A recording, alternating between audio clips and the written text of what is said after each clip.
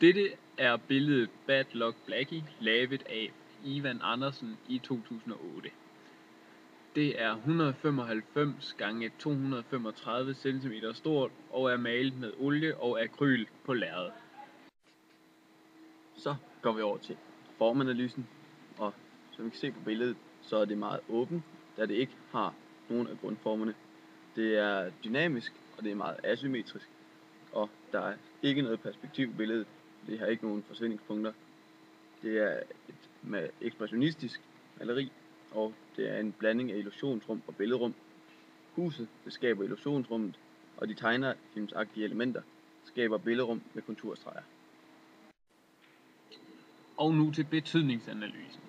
Bad Luck Blackie er en tegneseriefigur fra 1949, som Ivan Andersen har valgt at inddrage i sit billede. Tegneserien handler om den sorte kat Blackie, som bringer uheld ved at gå over vejen.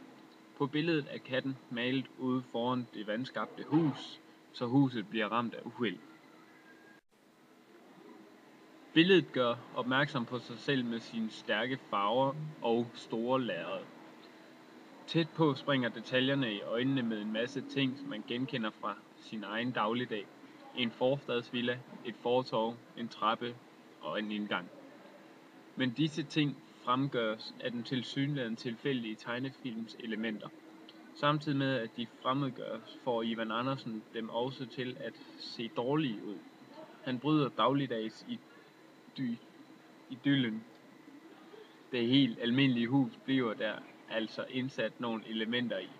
For eksempel de onde øjne i kælderen, som får huset til at virke ondt, om man så må sige.